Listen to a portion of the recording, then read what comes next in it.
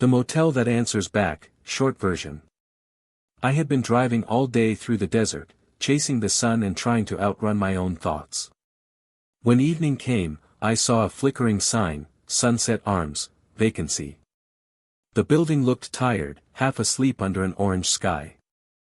I decided to stay for one night. The clerk slid me a key labeled room 12. His voice was flat when he said, "Pay in the morning.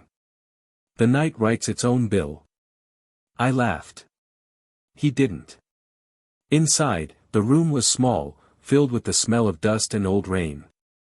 The lamp glowed a sick yellow. When I opened the nightstand, there was no Bible, only a stack of blank postcards. Each showed the motel at dusk, taken from slightly different angles. I picked one up, turned it over. Blank. I shrugged and went to sleep. When morning came, a postcard was leaning against my door. The picture on the front showed the motel at night, my door half open. On the back, typed words said, "You checked in at 6:42 p.m. You paced the room. You called no one. At 2:37 a.m., the lamp flickered. You dreamed of drowning." I froze. Maybe it was a joke. I went to the office, but the clerk wasn't there. Only silence and the faint hum of the neon sign. That night I left the lamp off, just to see. I stayed awake, waiting. At 2:37 a.m., a soft knock came from inside the nightstand.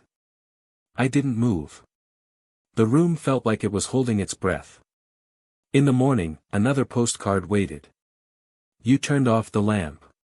You stayed awake. You heard the knock. You did not answer. The drawer is patient. I confronted the clerk. "Who writes these?" I asked. He smiled thinly. "Sleep does. It has good handwriting." I wanted to leave, but curiosity chained me to room 12. I bought a disposable camera, set it on the desk, and waited again. When the knock came, I raised the camera and flashed toward the bathroom door. The light burned white, and for a moment I saw a shape, someone kneeling by the drawer, sliding postcards inside. Morning. Another card.